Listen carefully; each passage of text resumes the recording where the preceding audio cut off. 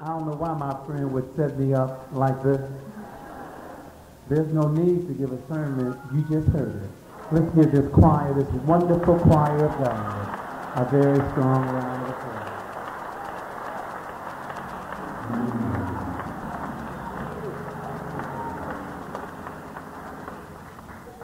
And when you go home, I'd like for you to read the book of Philippians, chapter 4. It's one of my favorite chapters.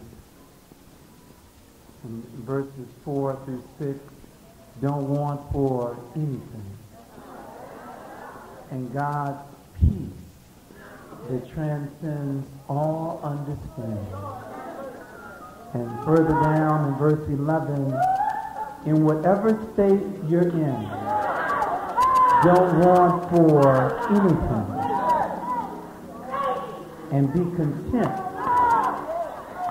in Him.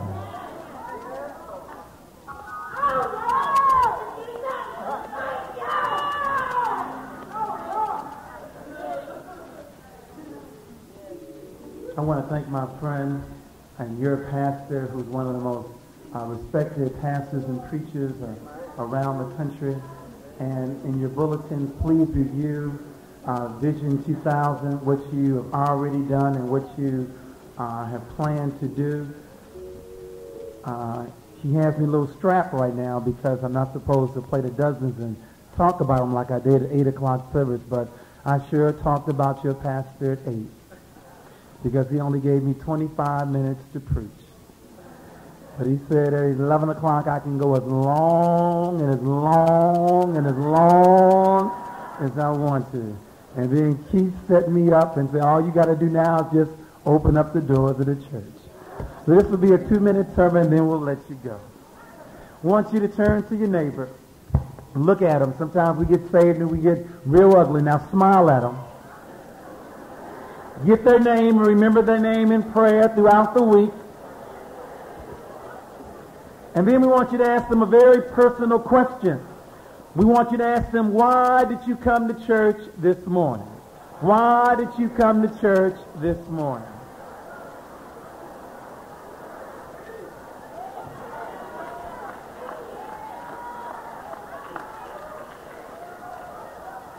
Now, some said they came, not this group, but not this congregation, but some churches tell me they came because their friends are in church. Because they had nothing else to do at 11 o'clock in the morning. Some said they came because it's a habit.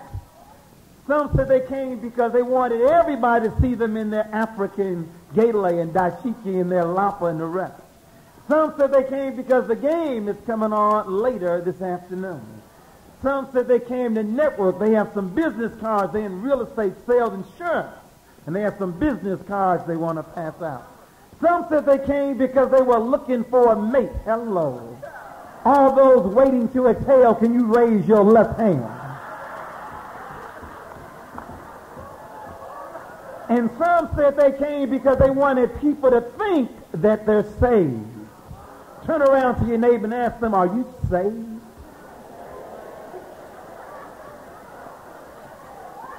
Now, Pastor Malone said those reasons don't exist up in Canaan. So let me now give you another litany.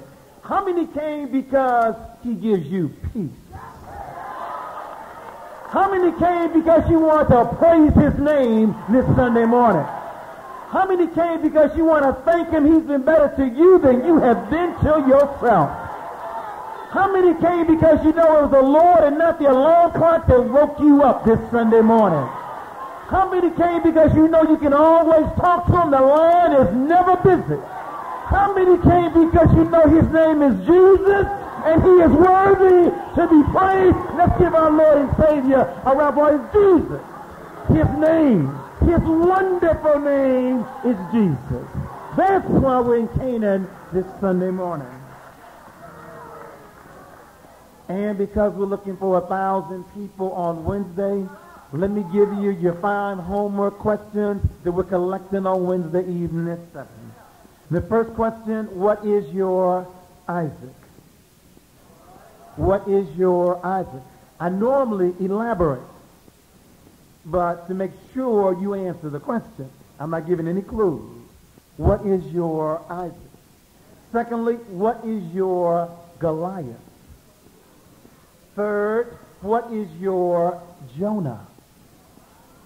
Fourth, if you know to answer these questions, you got to read the owner's manual. Fourth, what is your thorn? And lastly, what is your Damascus Road experience? And when's the last time you told it? Because we got to tell it, tell it, tell it, tell it, tell it. You see, when you know that you know that you know that you know that you know that you know, you need to tell it. What is your Damascus Road experience?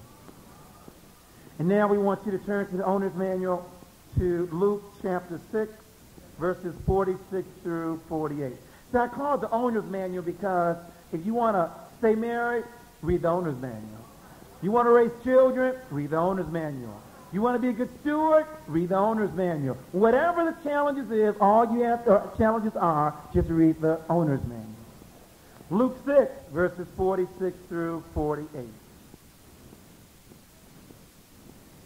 Luke, that's somewhere near Genesis.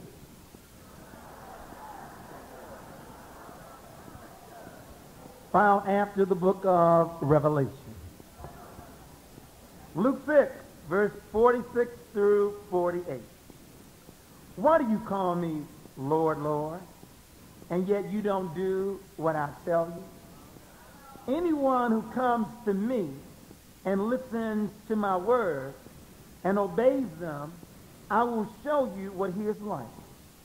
He is like a man or a woman who in building his or her house dug deep and laid the foundation on the rock. The river flooded over and hit that house, but could not shake it because it was well built. Today's sermon from my latest book is Restoring the Village, Solutions for the Black Family. Remember, like in Clifton Tarver's latest movie and book, Once Upon a Time When We Were Colored? Remember. I like that word, remember. You know, like posted on your doorpost. Remember. Remember your history.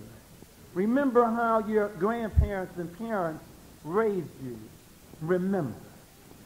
Remember the way we used to raise children with the formula, the Lord, the village, common sense, the belt, and a home-cooked meal. A meal that knew the value of cornbread and pot liquor. Remember, the Lord, the village, common sense, the belt, and a home-cooked meal. Many of us no longer remember. And so we now have a new formula for raising families. Now we use BET, BMW, BA, being buddy-buddy with our children, and Burger King or a Happy Meal from McDonald's. It is obvious that BET, BMWs, BAs, being buddy-buddy, and Burger King are not the ways to raise children. It takes a whole village not just to raise a child, but to raise a family. And it used to be that our parents, your parents, knew their neighbors. See, a lot of us love talking about the good old days. Remember when you and I used to act up on the block? And not only could our parents whip us, but our neighbors could whip us. But that's because we had a village and we remembered. Your parents knew their neighbors. I wonder right now, could you write down 5 of your neighbors, their address, and their phone number? Because your mama could. That's why I'm in the pulpit playing the dozens and talking about your mama right now. Your mama could. I wonder, could you write down 5 neighbors, their address, and their phone number? This is the first generation of parents that do not know their neighbors. It's the first generation of parents that will curse the teacher out and then receive their side of the story. It's the first generation of elders who are now afraid of their children. It's the first generation of children that lack home training. that do not know how to say please and thank you and I'm sorry. It's the first generation, not your children, that don't believe in God and don't pray before they eat. I've often wondered, Dr. Malone, what happened to the village? Why did the village break down? Is it because we now have immature and insecure parents who are too insecure to have another adult chastise and give direction to their children? Because they know that some other adults know more about raising children than they do? Is it because now some of us are immature and insecure? Is it because we moved from the south to the north and it's colder outside and we no longer sit on the porch? So your mama sat on the porch. And the more she sat on the porch, the more she walked down the block. And the more she walked down the block, the more she talked to Mrs. Jones. And the more she talked to Mrs. Jones, the more she knew Mrs. Jones. And the more she knew Mrs. Jones, the more she could trust Mrs. Jones for you giving your butt a whooping. But now we don't sit on the porch anymore. Maybe it's because it's too cold. Or maybe because our parents and grandparents didn't have a television set inside to watch all night long. Could the village have broken down because now we like watching the late night movies? Is it because now we have a car? See, it used to be we had to walk past Mrs. Jones's house on the way to the corner store. But now we drive by, and so we miss seeing Mr. and Mrs. Jones. Could it be now we have a work schedule where some of us work days and some work nights, and so we no longer see each other? Could it be now we have air conditioning? See, we didn't move up. See, your mama sat on the porch to get a fresh breath of air, but now we got some air conditioning. Could it be because of integration? See, it used to be the brother or sister with the PhD and the brother or sister on ABC lived on the same block. But now we didn't integrate it now, and now we can live wherever we want, and we have done just that and given all of our money away to other businesses. And you know what's amazing, Sandra Malone, and that's that we seem to have more gadgets. We have VCRs and answering machines and pagers and faxes and blenders and microwaves and dishwashers. We have all these gadgets that our mamas and grandmamas didn't have. And yet we have the nerve to say, let me just raise some questions in the book. How can African Americans reduce their divorce rate of 66%? We stayed together in Africa. We stayed together on the pyramids. We stayed together in the dungeons, on the slave ship, on the plantation, the mass migration to Kentucky. And we can't stay together now. What are the 4 stages of a relationship?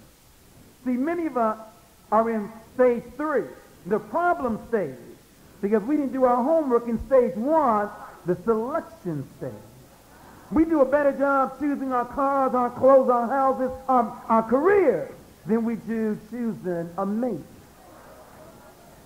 Why do African American females lead the world in teen pregnancy?